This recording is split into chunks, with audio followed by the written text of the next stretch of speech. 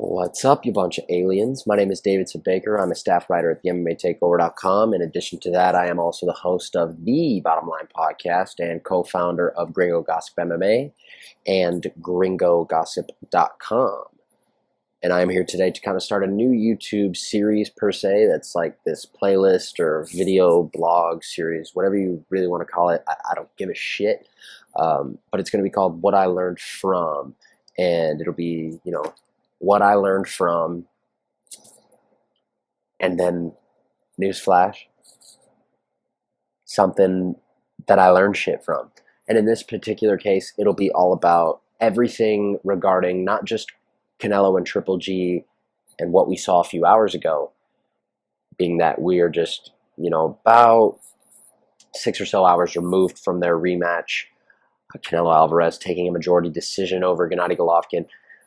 But I want to dive completely into every part of what I've learned from the entire saga that began a year ago today, actually, to this date, with their first fight happening on September 16th of 2017. I'm going to dive into what I learned as the boxing consumer and as the overall sports consumer. Not only that, but as a human being and what type of morality issues I have with certain individuals involved. And I'm going to call them out. And with a couple of people, even though they may not ever see this, I don't give a shit if they do or not. I'm not here to hold back. So without further ado, here is what I have learned in the past calendar year about the Canelo Alvarez and Gennady Golovkin saga in world boxing's middleweight division. And what would I be doing really if I didn't talk about how I felt about the fight in and of itself at first? Obviously, the one that transpired most recently, being that the rematch took place a few hours ago at the T-Mobile Arena in Las Vegas, Nevada. I'm not going to mince words, man. I'm going to keep it real. And while I do want to make a quick disclaimer very clear before I even say anything, I don't mind how the result went at all. And you as the consumer of listening to me will understand that I do mean that. And that I do not have a problem at all with Canelo Alvarez taking a majority decision, 115, 113 on two judges' scorecards, and an even 6-6, 114 draw on the other. Don't really have a problem with that. There's a lot of other things that I do have a problem with, though. And I'm going to dive into it right now, starting with maybe not something I had a problem with, but talking about the fight. First of all, very close fight and a very fun fight. I think that a lot of people didn't expect the rematch to deliver and then some. I thought a lot of people believed that the rematch was going to be fun to watch because there was this, added element of bad blood or whatever. And I'll get into whatever bad blood in combat sports means, but it was a very fun fight to watch. I don't really give a shit if you don't like boxing or don't like MMA or whatever you're just a sports fan and you don't really care for fights and watch fights all that much. You could sit down with a bunch of your friends, have a couple of beers, and never have watched a fight in your life, and probably end that 12-round contest saying, hey, that was really fun to watch, and that's totally fine. It was a fantastic result, to be honest with you. We don't have a draw this time, and I think that's what pissed people off mostly across the board in the first place. And there was going to be some controversy no matter what, even if Triple G or Canelo, one or the other, vice versa, doesn't matter, knocked the other down every single round. There was going to be somebody out there screaming some sort of bullshit only because of how the first fight went. And, everybody that I respect and everybody that I know that gave their honest review of the fight, maybe not everybody, but most people, definitely not everybody, but most people had it nowhere outside the lines of 116, 112 Triple G to 115, 113 Canelo. I didn't hear anything outside the lines of that. I think anything outside the lines of 8 rounds to 4 Triple G or 7 rounds to 5 Canelo is probably a bit questionable. But, I like to consider the two boxers of Triple G and Canelo as the perfect fight fans fight, because sodium chloride, when you mix sodium and chloride, obviously it created salt. Now, where am I going with this? Canelo and Triple G are two completely different styled boxers. Canelo is the sit back and counter type of guy, but not only is he, he's not your average, like, oh, wait back, kind of be patient, sit back, oh, counter. When he counters with authority, and he also knows when to put his foot on the gas. As to where Triple G is concerned, Triple G puts his foot on the gas for a very large percentage of the time he's in the ring. Now, I'm not saying by any means that neither of those guys can do the vice versa, but what I am saying is that's their bread and butter. And back to the sodium chloride thing, when you mix two properties or elements that were never meant to be created in and of each other's selves in the first place, you're going to get some sort of either perfect mesh of chaos or a complete shit show disaster.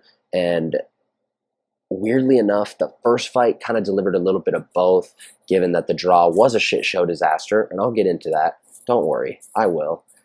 But tonight's fight was a lot more fan-friendly, especially because we had somebody walking away as a winner. Personally, do I agree with who was the winner? I don't. I personally thought that Canelo and Triple G traded rounds from 1 to 6. I had Triple G, reading my scorecard right now, round for round. Triple G getting rounds 1, 3, and 5, and Canelo 2, 4, and 6 through 1, 4, and 6. And then Canelo doubling up in round 7 to get the edge.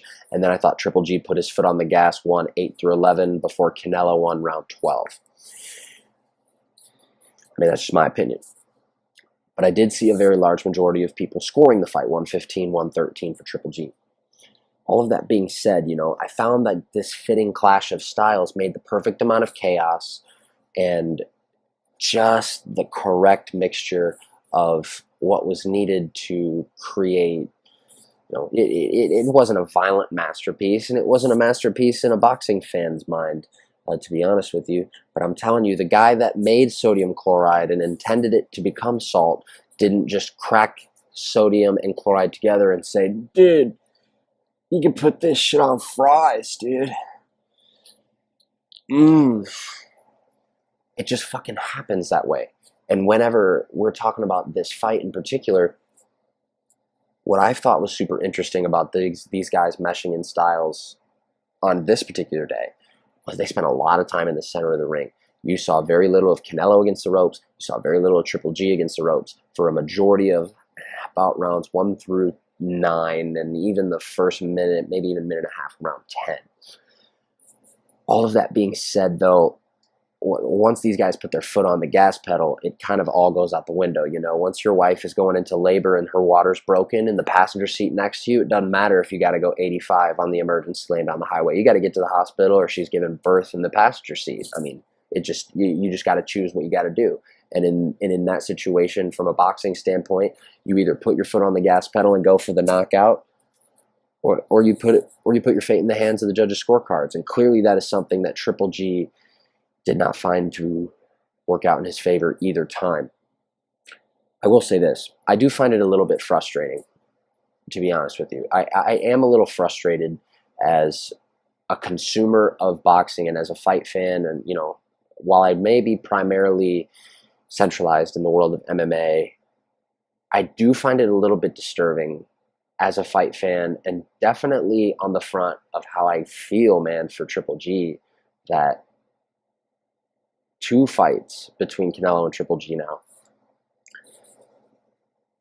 And a large majority of people thought he won both. Because if you're going to be honest with yourself, even if you personally scored the fight for Canelo, which again is all right, as long as you didn't have it fucking 10 rounds to 2, we'll get into Adelaide Bird momentarily, then it's understandable. However, does it not bother you that the vast majority of people that watched both of those fights could probably come away with the assumption that Triple G won both of those fights? And when you look at his record on a piece of paper, it'll say he won neither of them. That to me bothers me a little bit, especially when Canelo was the one that was at the center of controversy. Canelo was the one that postponed, the rematch from when it was originally scheduled. Whether he was eating tainted tacos or shooting needles in his butt cheeks, we're never going to find that out. But regardless, Triple G was the champion. Triple G acted like the champion. Triple G defended his belt even when Canelo couldn't step up to the plate per se. The Nevada State Athletic Commission suspension. Defended his belt by knockout within the first 6 minutes of his fight against Vanes Marsaurian. And 2 fights with Canelo that most of the fight world's population believed he won, and he couldn't come away with the victory in either of them. Something about that bothers me, man. I have to admit, something about that does. Unfortunately, someone had to lose regardless. And I'm not sure how many other purists of the sport of boxing, or really combat sports in general, were like me after this fight ended. I kind of rehashed both fights and the significance of not only the stakes that were presented, because, man, like, people got to understand, it's hard to win one world title, but before Triple G was stripped of his IBF world title, he had 3 of them. And he still had 2 to his name that now obviously belong to Canelo. And the stakes that were present were so high, and the pressure was so immense, and what really was on the line for both guys laid the fact that a rematch was booked in May. Canelo pissed hot. Did he shoot the juice, or was it tainted tacos, or was it just a misturn? You're never going to know. And I mean, all of these questions surely would be gratified handsomely with an overwhelming and undoubtable solution that those two would eventually knuckle up and settle everything eventually. But weirdly enough, I'm still not satisfied being completely impartial and having 0 shits given of who wins. I'm still not satisfied, but at the same time, I don't want to see it again, if that makes sense. All right, cool. I'll let you know. Scorecard, 115, 113, Triple G. How I felt about it? Nah, don't agree, but, not mad about it at the end of the day. We can all move on. We can see some more fights in the middleweight division, preferably. Now, here's what I had a fucking problem with. And maybe I should phrase that a little better, because this isn't what I had a problem with Davidson Baker, Canelo Triple G edition. This is what I learned. Okay, so let's put it this way. Here's what I learned to never do again. And that's watch boxing on HBO. Ever again. I don't care, and when I say I don't care, I mean I give negative half of a shit if it's the abominable fucking snowman against Bigfoot wearing 10-ounce gloves at the T-Mobile Arena in Las Vegas, Nevada. I would rather listen to it in Swahili than listen to Jim Lampley and Roy Jones Jr. on a fucking boxing call ever again. Like, I'm not playing, dog. Like, I would literally rather listen to Triple G with Triple G with the and look at Canelo with the right. Oh yes, sir. He just landed the. Oh, did you see him do the? I would rather listen to that bullshit. And here's the be all end all. Okay. Hey HBO, you want to know why 18 to 30-year-olds aren't watching boxing? It's because Jim Lampley and Adelaide Bird have their fucking crummy fingertips all over it. Now I know what maybe some of you are thinking. Davidson, why would you rather listen to harmonious clicking and clacking as opposed to Jim Lampley and one of the more recognizable names in boxing history, Roy Jones Jr.? And while I love Roy Jones Jr., the boxer, huge fan, you can't really understand what him and Lampley are saying when Canelo's cock and balls are down their esophagus the whole time. Like, is it just me, or does anyone else notice? Triple G lands a huge right hand. Canelo, takes on the chin, like boxers do. And Junior and Lampley are just like, oh, what a chin from Alvarez. Or, I mean, here, I wrote some down. I was literally so annoyed with how these guys were calling this fight that I was typing some of the nonsensical things that were coming out of both of their pie holes. Some examples. Canelo is boxing beautiful, but Triple G is punching him too. They're boxers. Another one. Triple G is getting better at seeing Canelo's body shots now. Like, what does that mean? Like Lampley particularly is so fucking passive aggressive. It drives me off the fucking wall. They're doing like a special segment on HBO Boxing's YouTube channel, right? To show the first fight in its full entirety, to, kind of promote the second fight. And he refers to Canelo as the lineal champion.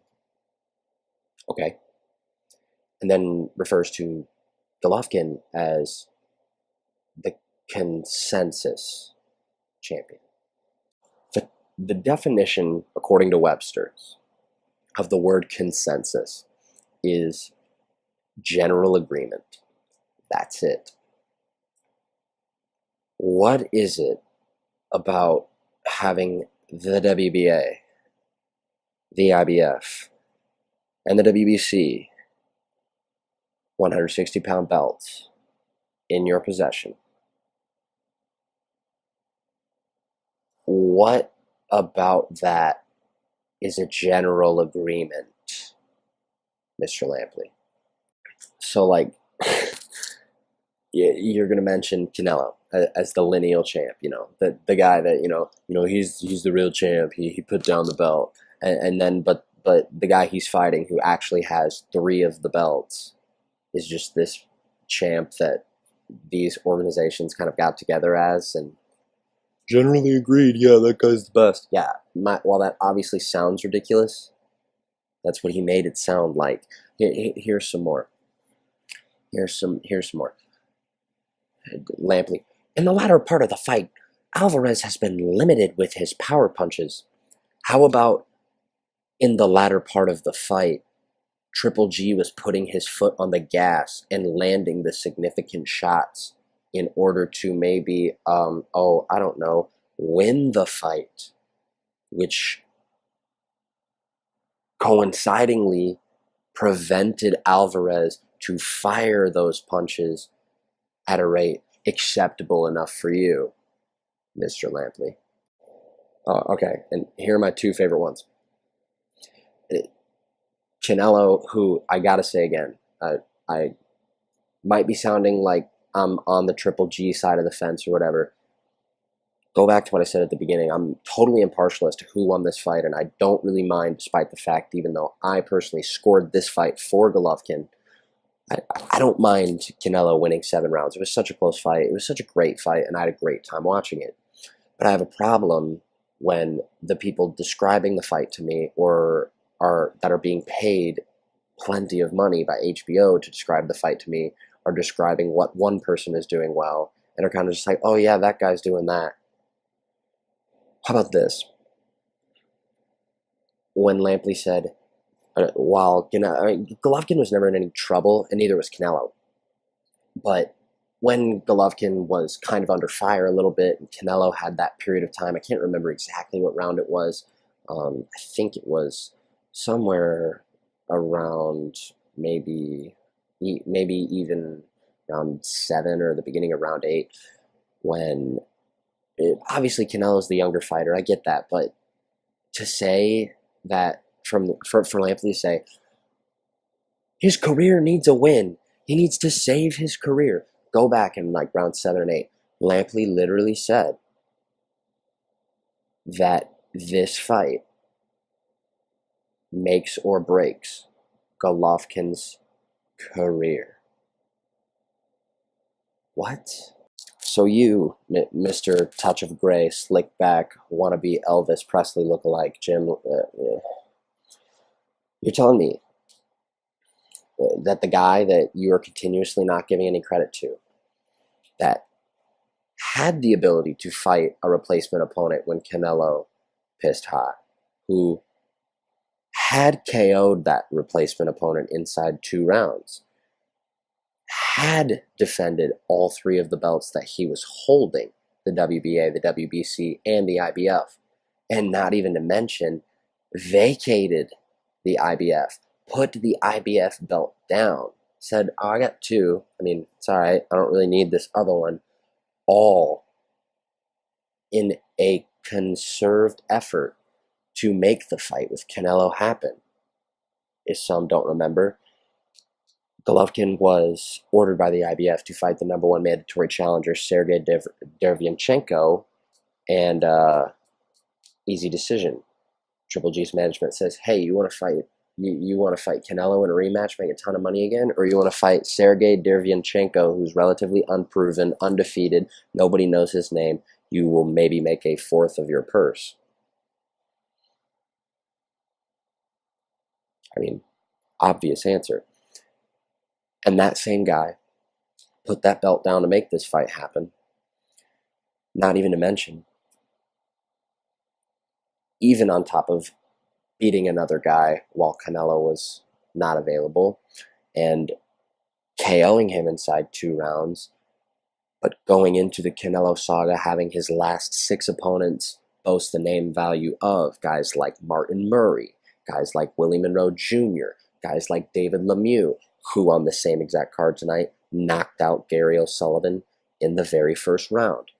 Guys like Dominic Wade, who was undefeated at the time. Guys like Kell Brook, who was undefeated at the time. Guys like Danny Jacobs, who is now fighting for that exact same IBF belt that Golovkin put on the ground in order to make this fight happen. And you're going to say that because Golovkin is taking a few punches like boxers do, that his career is on the line? Get that shit out of here. That is so beyond preposterous, I can't even put into words. And I wouldn't have a problem with it if, when Triple G was going rapid fire and putting his foot on the gas for the latter third of the fight, if they said the same about Canelo. But no, they didn't. I went back and watched it a second time with the British commentary, and they commentated the fight, the way it's supposed to be. Like, here's a direct quote. When, I think the most significant round, in my opinion, for Triple G was in round 10. The play-by-play said, it's a flurry of forward pressure from Golovkin, and Canelo is backing up. And the color commentator responded by complimenting on the diversity in which Triple G was divvying out his combinations and using his strikes that were, his most effective strikes of the fight were his head strikes and the consistent and persistent use of his jab that he would continuously pair off of to make his combinations work. And the color commentator attributed to saying the manner in which, how he would lead with glaring aggressiveness to obviously go towards headshots and then use those headshots to pair with the body. But what did he do? He mentioned how Canelo was taking the shots well and giving his own shots back well. Phew. Fascinating shit. And what drives me so nuts about it is they do this every time, even when Canelo is not in the building. I was watching Jamie Munguia, who won in the co-main event, who, by the way, I don't know what they're doing with Jamie Munguia. I get the whole boxing model of building guys up. That's how the boxing model has created superstars in the past. You get a guy and you're like, oh my God, look what he's capable of. You want to bring him in slow. You want to test him when he needs to be. You want to give him the right amount of adversity when you feel like he can handle it. And Munguia had exactly that when he fought Liam Smith, a former opponent of Canelo, back in July. It was a fantastic fight, and I had a great time watching it, all for except Mr. Lampley and Mr. Jones Jr. And before I say it, I know what you're already thinking. What's he going to say? Canelo's not even fighting. I know he wasn't fighting, but they were talking about him anyway. And just the bullshit that's spewing out of their mouths during it. They might as well have been saying, they might as well have whispered before the main event came on. It's like, hey, Junior. And Roy Jones Jr.'s, yeah, Jim? Roy Jones Jr.'s like, or Lampley's like, so this new Canelo guy that we're going to be calling this fight for, he's fighting the guy that Canelo fought. And Roy Jones Jr. is like, probably like, I love Canelo. I can literally envision that exact exchange of communication between both of those guys because they love Canelo that much. And, what some of you might be saying is, Canelo's an HBO guy. He's fought on HBO all the time. Guess what? Triple G is too. Come on, man. So that's another thing I've learned. Never watching boxing on HBO again. I'd rather watch it on mute. I'm serious. I would literally rather watch it on mute, rather than if, like, Canelo is getting tagged and up against the ropes. They sound concerned. They sound upset. And there's, Canelo against the rope. And Jones Jr. Interjects, and he's just like, Jim, Canelo just sneezed. His snot landed right on the canvas, just like he wanted it to. That's the type of shit you hear from commentators that do HBO boxing. Again, love Roy Jones Jr., the boxer, man.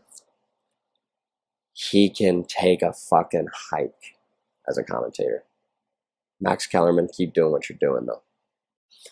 Other thing I've learned, and this kind of brings the whole Canelo Triple G saga conversation into full circle, because you can't talk about the rematch without talking about, why the rematch was made. I'll tell you why the rematch was made. 2 words. Adelaide Bird. For those of you that have gotten far enough into watching this and are unaware of the name Adelaide Bird, that would surprise me. But if you aren't aware, Adelaide Bird is the dim-witted, moronic woman that either was watching Desperate Housewives throughout the entire first fight, or simply took a fat check from the Nevada State Athletic Commissioner, Golden Boy, or whoever it was, to completely and errantly post the most ridiculous scorecard possible in an effort to book a rematch and make the commission twice as much money, to absolutely no regard as to anything that has any, real value of what the right thing to do would be. It's either she's a horrible person that has no morals and is okay with fixing fights as a very deep and rooted member of the commission. I believe her husband is a high up in the Nevada State Athletic Commission. By the way, the most powerful and important commission in the entire world. It's either that or she was watching reruns of The Office the whole time. I mean, I don't know.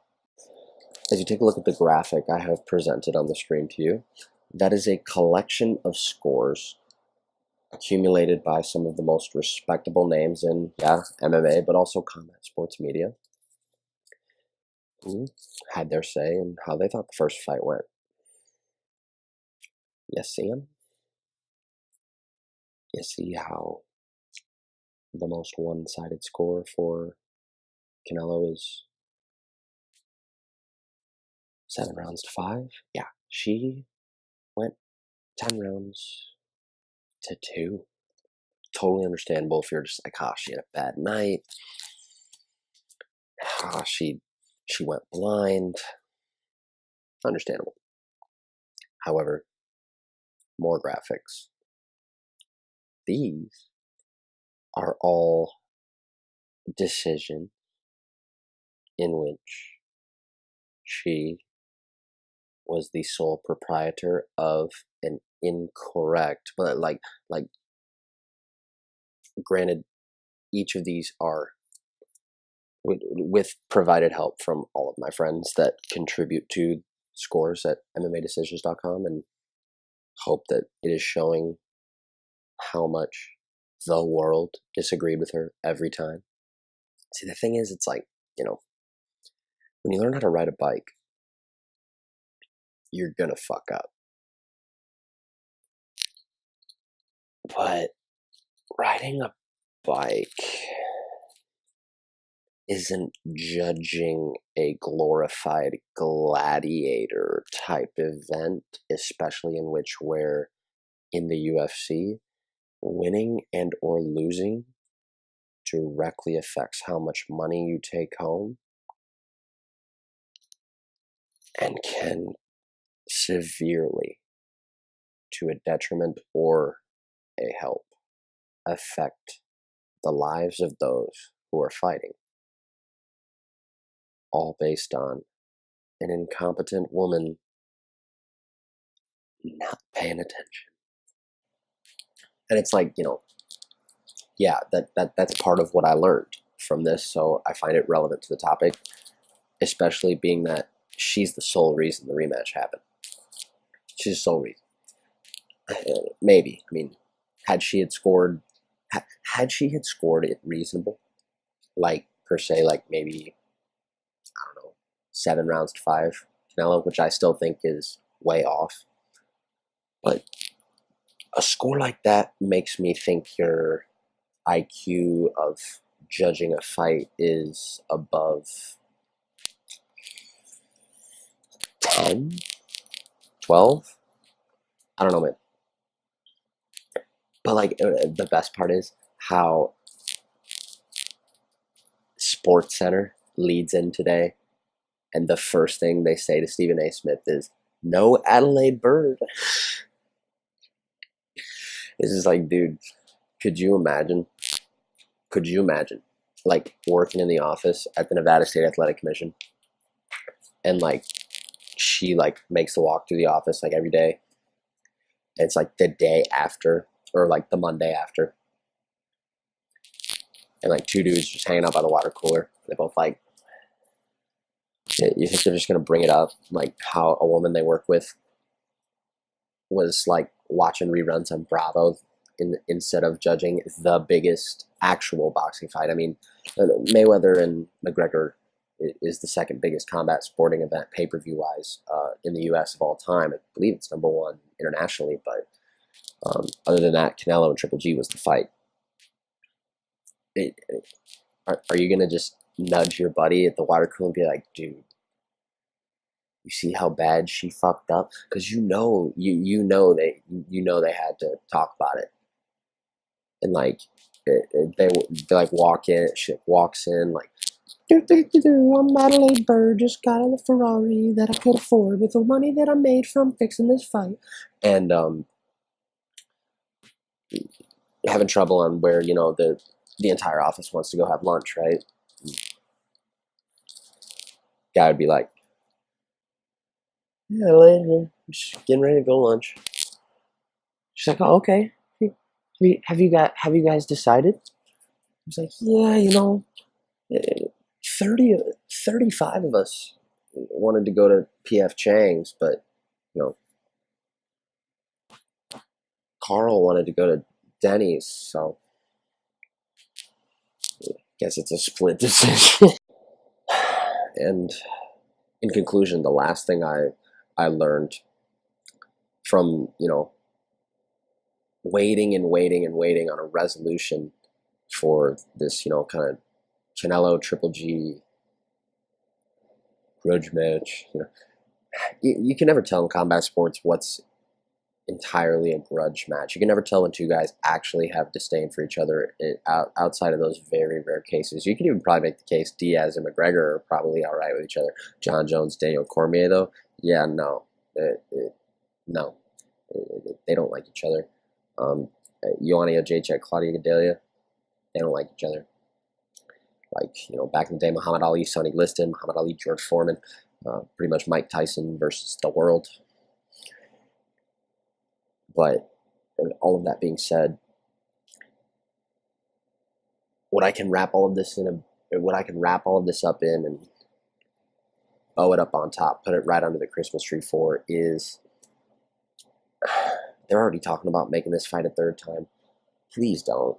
Like, can the middleweight division move on? Like, there are some really, really, really, really good fights you can make. That doesn't have to be Triple G and Canelo again. I mean, would a third fight down the road be okay? Sure. Definitely not going to say no to it. I mean, if they make it right away, am I not going to watch it? I mean, if it's on HBO, I'll mute it. That's for damn sure. But I'm not just going to not watch it. However, there's guys out there, man. There's a lot of guys out there. A match that makes sense. I mean, I think Triple G Charlo makes a lot of sense. I think the winner of Billy Joe Saunders, Demetrius Andrade for Canelo makes a lot of sense. Obviously, with David Lemieux knocking out Gary O'Sullivan, I believe he's now the mandatory WBA challenger. That's a fight I'd like to see. Canelo versus Lemieux. Jose Uzcategui, I think that's how you pronounce his name. He's a talented guy. He's the IBF champion. Lots of really juicy fights to make at 160 that, you should probably make right now. Like, we really don't need to see Canelo and Triple G again. Like, and if you're arguing the side that we do, like, for why, man? Like, we've seen it twice. There's just something that doesn't sit right with me about how this fight was on Canelo's terms. Sure, he's the A side, and sure, he's got the Latino fan base, and sure, De La Hoya is his promoter. De La Hoya is insane. He just booked Chuck Liddell and Tito Ortiz, who are 50, and somehow got Andy Foster and the California State Athletic Commission to sign off on it, with no real plans of an undercard. I mean, De La Hoya is insane. So, back on the topic of if they were to make that fight again, like, can Triple G's name be first this time? Because Canelo's was, even though Triple G had all the belts, it's only fair. Oh, but wait, I forgot. They don't play fair over at Golden Boy. Again, I'm not trying to make it sound like I'm disappointed or like upset, because I'm totally cool with Canelo. Totally cool with how the result came out. Again, I scored it for Golovkin, but I think this fight was much closer than the first one. And when you put it all in a nutshell, what I learned: never watch boxing on HBO again. Adelaide Bird is the worst judge in the history of judges. And the facts back it up. And there's no point in seeing that fight again right now. So, hope you enjoyed listening to me babble. I will see you next time for the next topic that I learn about. Peace out, fuckers.